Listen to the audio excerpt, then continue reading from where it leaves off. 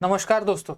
आज हम इस वीडियो में देखने वाले हैं 10th स्टैंडर्ड साइंस 1 का 5th चैप्टर जो है हीट, उसके जो सम्स है उसको हम देखेंगे।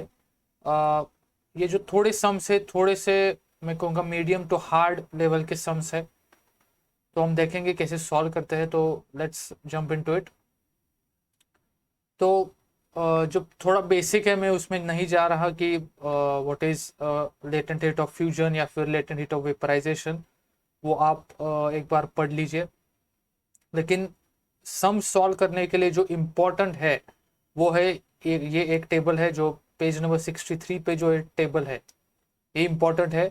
उसके साथ साथ यहाँ पे ये देखिए स्पेसिफिक हीट का एक टेबल है, वो भी इम्पोर्टेंट है। अब एग्जाम में वैल्यूज देंगे वो, अगर नहीं दिए तो टेबल भी दे सकते हैं। टेबल देने के चांसेस कम है, आपको सब वैल्यूज दे देंगे। लेकिन फिर भी अगर आप नोटबुक में सॉल्व कर रहे हो तो यहाँ पे उन्होंने बताया नहीं है कि कहाँ से वैल्यू दी है या फिर कैसे सॉल्व करना है।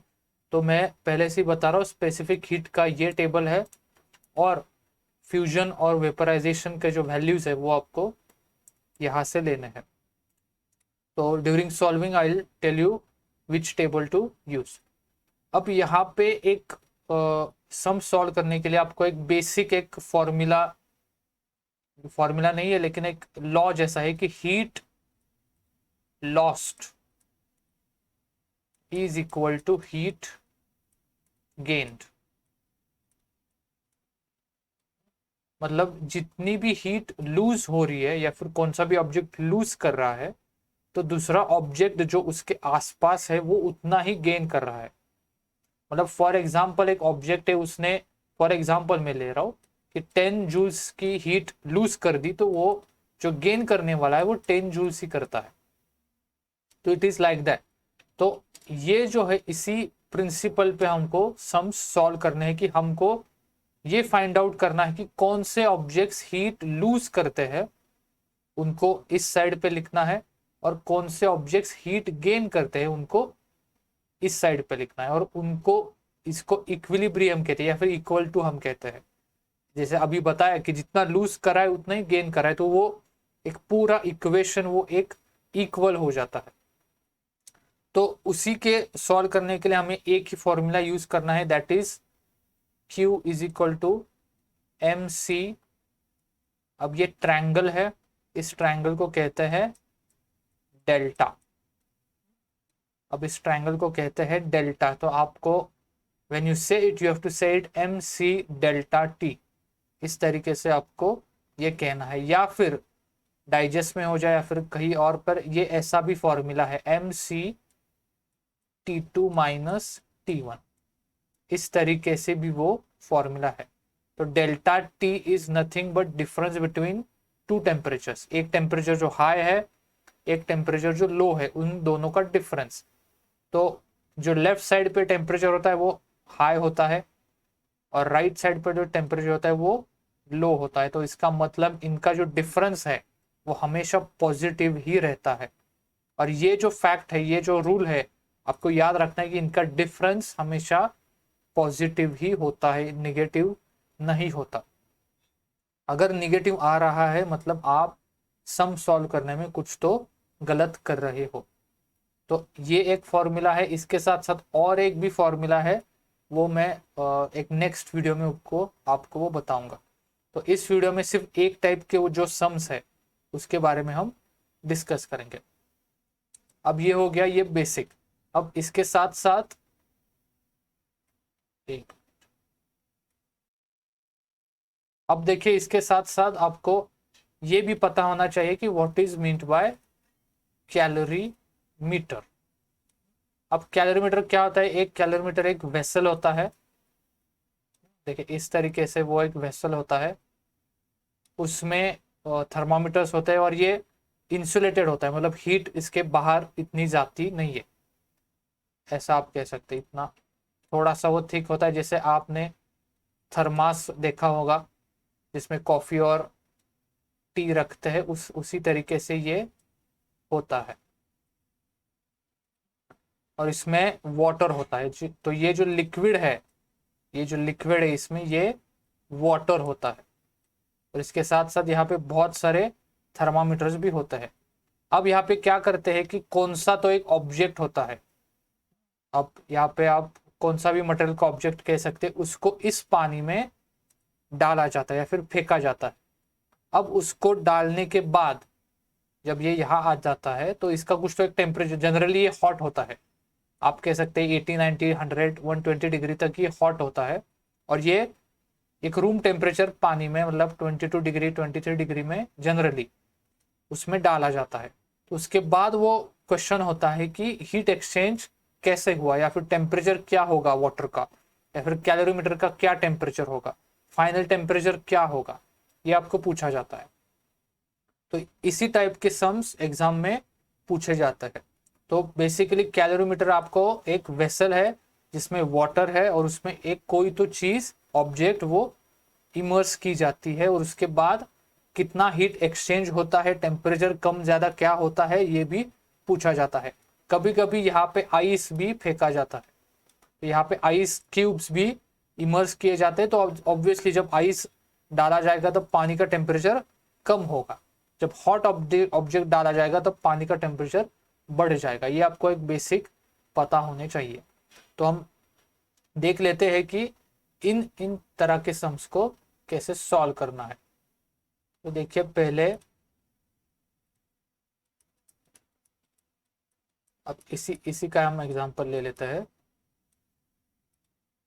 कि अभी मैंने कहा बेसिक कौन सा भी सम सॉल्व करने के पहले आपको ये लिख देना है, heat lost is equal to heat gained.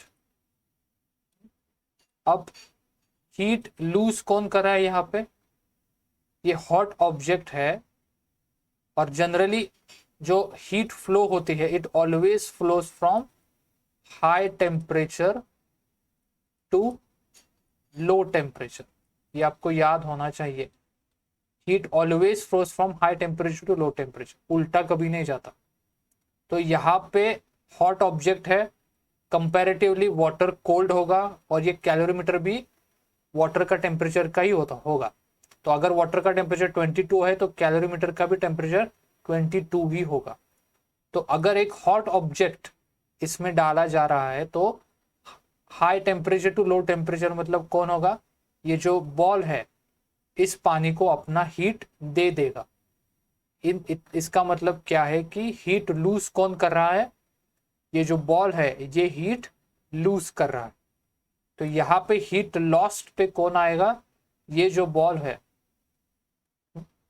ये जो बॉल है वो हीट लॉस्ट में आ जाएगा।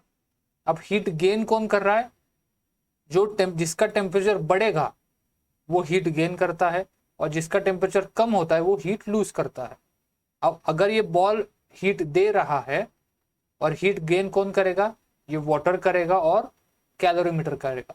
तो हीट गेन में कौन आएगा, पहले तो वाटर आएगा, इसके बाद प्लस में कैलोरीमीटर आएगा। Calorimeter is also considered here, सिर्फ आपको वाटर के बारे में नहीं सोचना है, आपको वाटर प्लस कैलोरीमीटर ये दोनों भी चाहिए। तो इन शॉर्ट हीट लॉस्ट, जो हॉट ऑब्जेक्ट होता है वो हीट लूज करता है, और जो कोल्ड ऑब्जेक्ट होता है वो हीट गेन करता है। तो इस तरीके से हमारी ये इक्वेशन बन जाएगा। अब यहाँ पे आपको जो फॉर्मूला है इन तीनों में एक ही है, वो कौन सा है, M C delta T, M C delta T plus M C delta T. अब यहाँ पे आप m1 कह सकते हैं, m2 m3 भी कह सकते हैं, लेकिन उन नंबरिंग में मैं नहीं जाना चाहता। लेकिन तीनों का फॉर्मूला एक ही होगा, प्रोवाइडेड, अब यहाँ पे ध्यान से सुनिए, provided that the state of the water, और जो भी ऑब्जेक्ट है वो स्टेट नहीं चेंज होता। स्टेट मतलब क्या, कि अगर ये हॉट ऑब्जेक्ट पानी में डाल दिया गया और पानी का स्टीम हो जाए तो उस टाइम पे आपको ये फॉर्मूला यूज नहीं करना है। मैंने अभी पहले कहा था कि 2 टाइप्स के सम्स है, उसमें पहला टाइप ये है कि स्टेट चेंज नहीं होता, सिर्फ टेम्परेचर कम ज्यादा होता है लेकिन स्टेट चेंज नहीं होता। दूसरा टाइप का सम ऐसा है जहाँ पे स्टेट चेंज होता है, उसमें छोटा सा एक फॉर्मूला है उसमें चेंज करना होता है। तो ये जो पहला टाइप का सम है इसमें स्टेट चेंज नहीं हो रहा, सिर्फ टेम्परेचर कम या ज्यादा हो रहा है। तो आपको ये आफ्टर रीडिंग द क्वेश्चन ही पता चलेगा कि क्या स्टेट चेंज हो रहा है या नहीं हो रहा। ये आपको अपने स्किल पे वो डिसाइड करना होगा, वो क्वेश्चन में नहीं देंगे। That's why these examples are very tough to solve. लेकिन प्रैक्टिस के बाद और थोड़ा सा कॉमन सेंस यूज करने के बाद ये बहुत ही इजी सम्स है। तो इन शॉर्ट फिर से देखिए, heat lost is equal to heat gain. Lose कौन करेगा? बॉल या फिर ऑब्जेक्ट, जो भी ऑब्जेक्ट हो, जो हॉट ऑब्जेक्ट होगा वो लूज करेगा। गेन कौन करेगा? वाटर प्लस कैलोरीमीटर करेगा। तीनों का formula same, provided that the state does not change. If the state remains same the formula will not change.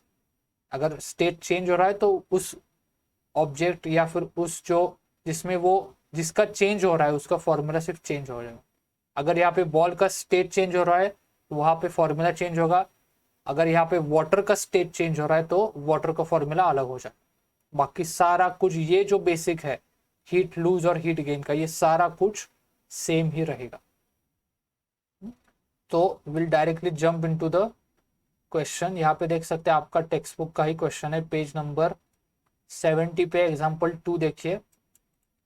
A copper sphere of 100 gram mass is heated to raise its temperature to 100 degrees Celsius and is released in water of mass 195 gram and temperature 20 degrees Celsius in a copper calorimeter. If the mass of calorimeter is 50 gram, what will be the maximum temperature of water? अब यहाँ पे ये देखिए, ये जो है ये ball है वो किसका है? वो कॉपर का बना हुआ है और वो क्या है? हॉट है। वो हॉट कॉपर जो गेंद है उसको डाला गया है वाटर में। कैलोरीमीटर भी है उसका, क्या है? कॉपर का कैलोरीमीटर है। वाटर का टेम्परेचर क्या है? 20 डिग्री सेल्सियस। अब यहाँ पे एक कॉमन सेंस यूज करना है कि पानी का टेम्परेचर 20 है, उसमें एक हॉट ऑब्जेक्ट डाला गया है, मतलब final temperature of water will be higher, 20 degree के अबव ही होगा, कम नहीं होगा। तो ये बेसिक एक टेम्परेचर और हीट का नॉलेज आपको पता चाहिए कि एक लो टेम्परेचर वाटर में अगर एक गर्म कोई चीज डाली जाए तो उसका टेम्परेचर ऑब्वियसली बढ़ जाएगा। तो उन्होंने क्या पूछा है कि what will be the maximum temperature of water, तो वही पूछा है उन्होंने। तो ऑब्वियसली जो आंसर आना चाहिए वो 20 डिग्री के ऊपर ही आना चाहिए। 20 डिग्री के नीचे आ गया तो कुछ तो आपने गड़बड़ कर दी है। 20 डिग्री के नीचे आएगा नहीं, वो 20 के ऊपर ही आएगा हमेशा। अगर यहाँ पे आइस होता, आइस डाल दिया जाता पानी में, तो ऑब्वियसली उसका टेम्परेचर कम हो जाता। तो ये बेसिक एक हीट और टेम्परेचर का आपको ये पता होना चाहिए। अब देखिए, आप यहाँ पे हम गिवन लिख लेते हैं सब कुछ। कॉपर स्फीयर का मास है 100 ग्राम, तो कॉपर स्फीयर का है, हम इसको M1 कह देते हैं, 100 ग्राम से। उसके बाद उसका टेम्परेचर है 100 डिग्री सेल्सियस। इसी का टेम्परेचर, कॉपर का टेम्परेचर है 100 डिग्री सेल्सियस। उसके बाद है रिलीज्ड इन वाटर। अब वाटर का मास दिया गया है, इसको हम कहते हैं M2 कह देते हैं, वो है 195 ग्राम्स। उसका टेम्परेचर है 20।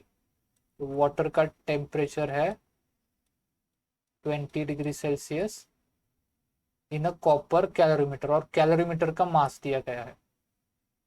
कैलोरीमीटर का मास दिया है, इसको हम कह देते हैं M3 कह देते हैं।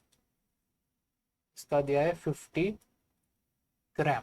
अब यहाँ पे आपको याद रखना है कि जितना वाटर का टेम्परेचर है उतना ही कैलोरीमीटर का होगा। तो कैलोरीमीटर का भी टेम्परेचर कितना होगा? 20 डिग्री सेल्सियस। जितना वाटर का है उतना ही कैलोरीमीटर का होगा। और पूछा है what will be the maximum temperature of water. अब यहाँ पे थोड़ा सा मैं साइड में ले लेता हूँ।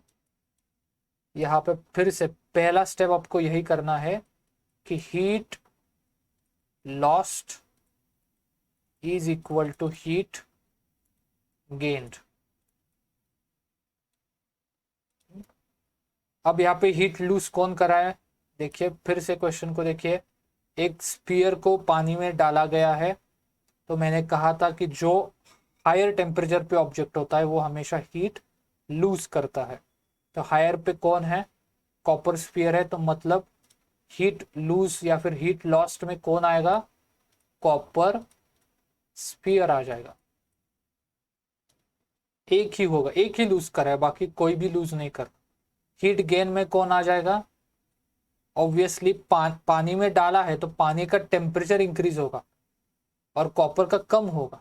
ऑब्वियसली मतलब हीट गेन कौन कर रहा है, पानी कर रहा है, तो हीट गेन में कौन आएगा, वाटर आ जाएगा, और उसके साथ साथ कैलोरीमीटर भी आ जाएगा। तो ये वाटर और कैलोरीमीटर ये दोस्त दोस्त है, जहाँ पे एक बढ़ता है तो दूसरा भी बढ़ता है और उसके साथ चला जाता है। तो ये कैलोरीमीटर लिखना आपको भूलना नहीं है। सिर्फ वाटर लिख दिया और सॉल्व कर दिया तो वो गलत आ जाता है। तो आपको वाटर प्लस कैलोरीमीटर ये दोनों लिखना है, और यही इंपॉर्टेंट स्टेप है कि कौन लूज करता है कौन गेन। यहाँ पे अगर आपने कुछ तो उल्टा लिख दिया तो पूरा सम गलत हो जाएगा। That's why this only this two statements are important.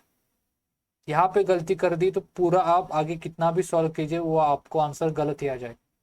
That's why these two statements are very important. अब यहाँ पे क्या कर देंगे, यहाँ पे फॉर्मूला लिख देंगे। तो कॉपर स्फीयर का हमने कॉपर को M1 माना है तो M1 C delta T, water को हमने M2 माना है तो M2 C delta T, plus calorimeter को M3 माना है M3 C डेल्टा टी। थोड़ा सा ऊपर ले लेता हूँ यहाँ पे।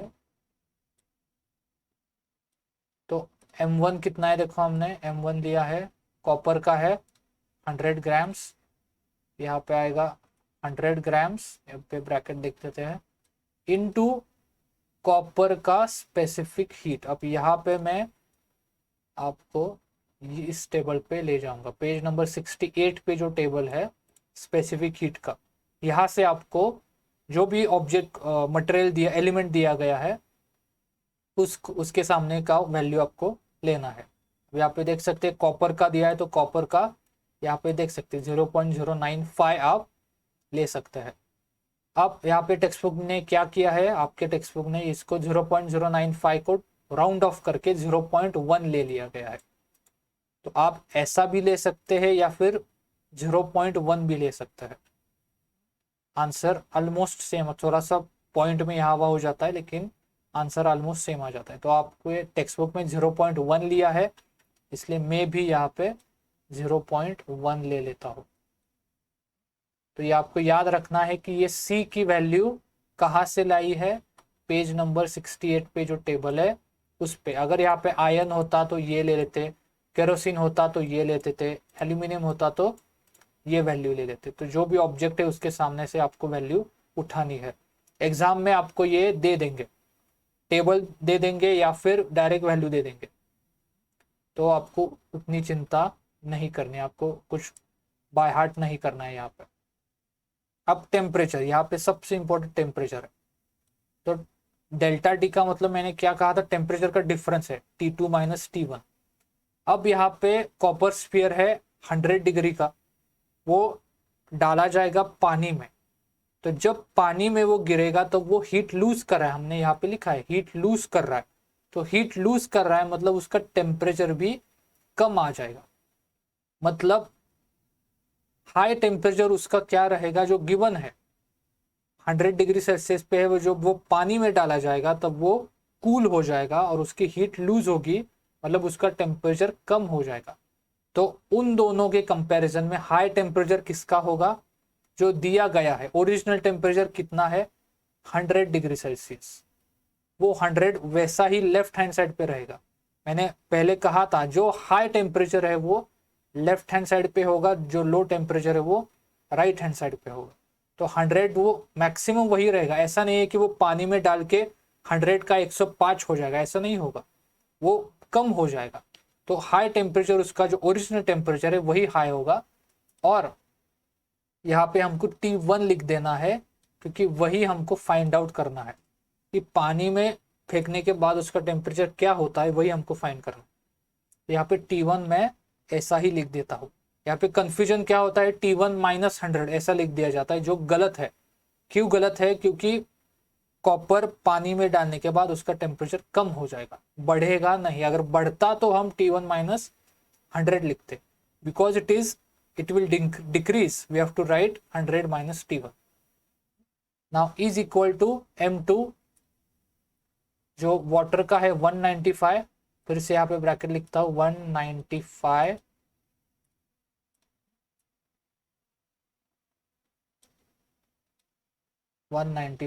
इंटू सी। वाटर का सी हमेशा 1 रहता है, ये आपको याद रखना है। अगर कंफर्म करना है तो फिर से वही पेज नंबर 68 के टेबल में वाटर देख सकते हैं 1 है, तो वाटर का आपको 1 है वो याद रखना है। वो एग्जाम में भी नहीं देंगे, कॉपर का दे देंगे लेकिन वाटर का नहीं देंगे, ये आपको याद रखना है। मतलब कोई डिफिकल्ट टास्क नहीं है, सिर्फ 1 नंबर याद रखने में। इनटू, अब टेम्परेचर क्या होगा देखिए, 20 डिग्री पानी का है, उसमें गर्म ऑब्जेक्ट जब कॉपर आएगा तो 20 का बढ़ जाएगा टेम्परेचर। ऑब्वियसली एक कोई तो कोल्ड ऑब्जेक्ट में अगर आप गर्म चीज कोई तो डाल दो तो उसका टेम्परेचर बढ़ जाता है। तो यहाँ पे मैं 20 माइनस T1 ऐसा नहीं लिख सकता। क्यों? क्योंकि वाटर का वो फाइनल टेम्परेचर नहीं होगा। क्या 20 फाइनल होगा? नहीं होगा, या फिर ज्यादा होगा? नहीं।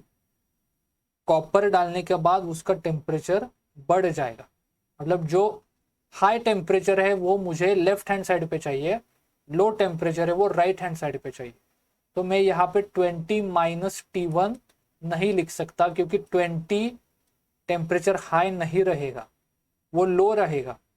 और जो कॉपर के फेंकने के बाद जो टेम्परेचर होगा वो हाई होगा। तो यहाँ पे मैं T1 माइनस 20 ऐसा मुझे लिखना पड़ेगा, यही इंपॉर्टेंट स्टेप है।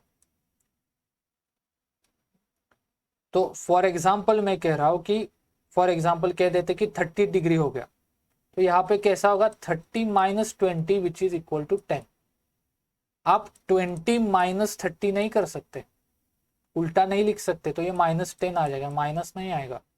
क्यों नहीं आएगा? क्योंकि कोल्ड ऑब्जेक्ट में हॉट कुछ तो डाल दिया तो उसका टेम्परेचर बढ़ता है।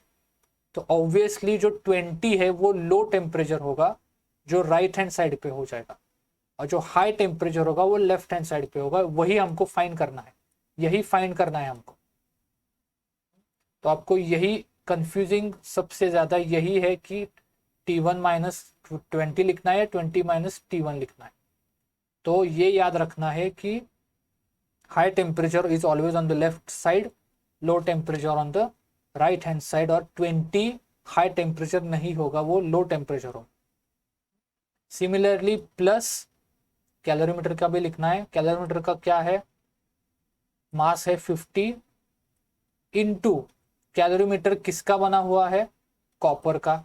कॉपर का हमने क्या लिया था, C 0.1 इंटू, अब मैंने कहा है वाटर और कैलोरीमीटर दोनों दोस्त है, फ्रेंड्स है, जैसा वाटर बिहेव करेगा वैसा ही कैलोरीमीटर करेगा। तो यहाँ पे जो वाटर का लिख दिया है आपने, वही आपको कैलोरीमीटर को भी लिख देना है, तो वही होगा। तो वाटर का टेम्परेचर बढ़ेगा मतलब कैलोरीमीटर का भी टेम्परेचर बढ़ेगा, एज सिंपल एज दैट। तो इसके बाद अगर आप सॉल्व करोगे, 100 into 0.1 is 10, 100 minus T1 is equal to 195 T1 minus 20 plus 50 into 0.1 is 5 T1 minus 20। अब इसको मल्टीप्लाई कर देते हैं, 100 इंटू 10 इज 1000 माइनस, पहले इसको मल्टीप्लाई किया फिर इसको मल्टीप्लाई किया, minus 10 T1 is equal to फिर से 195 T1 माइनस 195 इंटू 20। यहाँ पे आप, मैं यहाँ पे डायरेक्टली लिख देता हूँ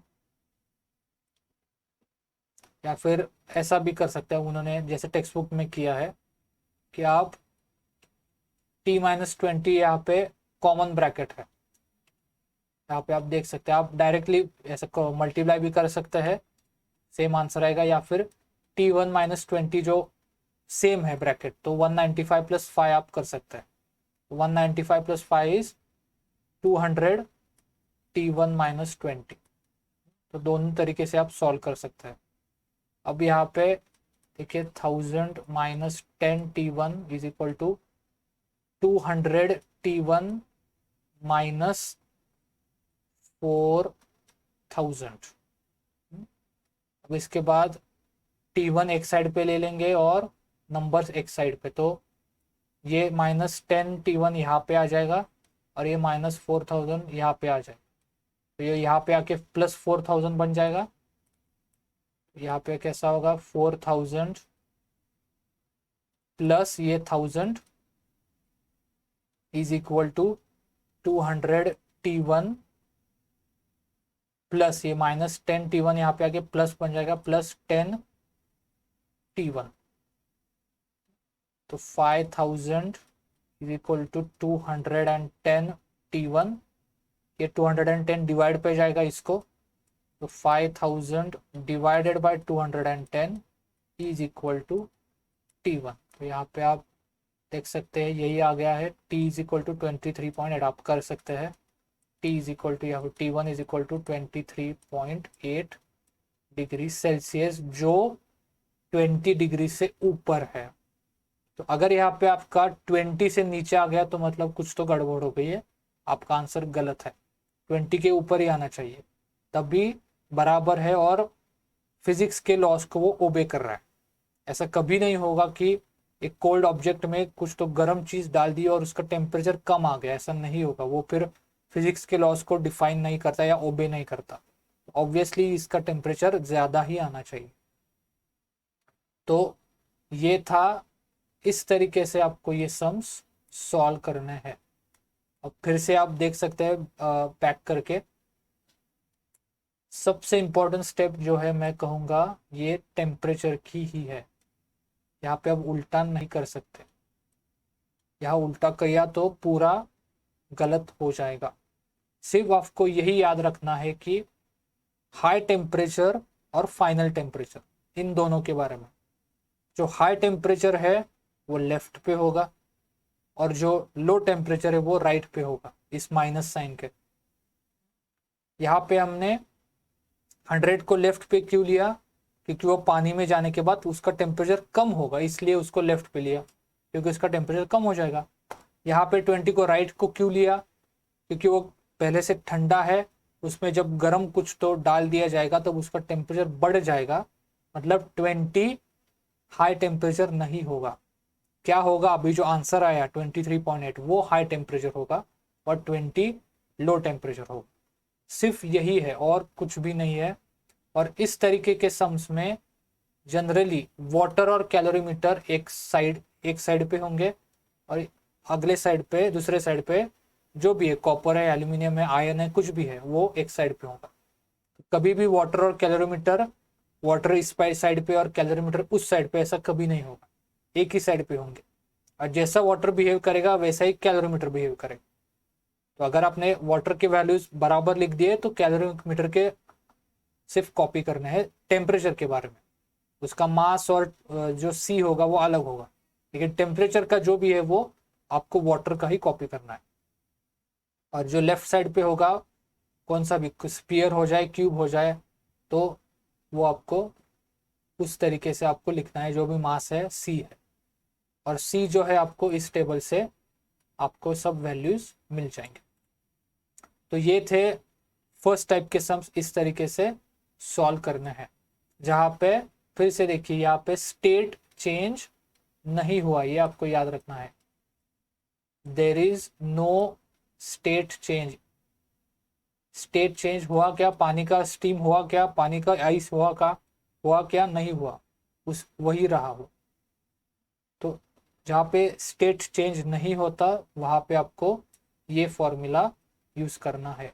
जहाँ पे स्टेट चेंज होता है वो मैं आपको अगली वीडियो में उसके बारे में बता दूंगा। तो अगर समझ में नहीं आया तो फिर से देख लीजिए। कंसेप्ट वाइज, कंसेप्ट जब समझ में आएगी तो आप कितना भी हार्ड सम हो जाए आप वो सॉल्व कर सकते हैं। आप प्लीज़ ये बाय हार्ड या फिर रट्टा मारने की कोशिश मत कीजिए, इसको समझ लीजिए फिर सॉल्व कर लीजिए। फिजिक्स में सम्स ऐसे ही होते हैं। कंसेप्ट जिसकी स्ट्रांग होगी, समझ में आएगी, वो कितना भी हार्ड सम हो जाए वो सॉल्व कर देगा। तो आज की वीडियो में इतना ही।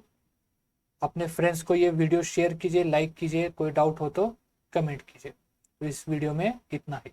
Bye bye.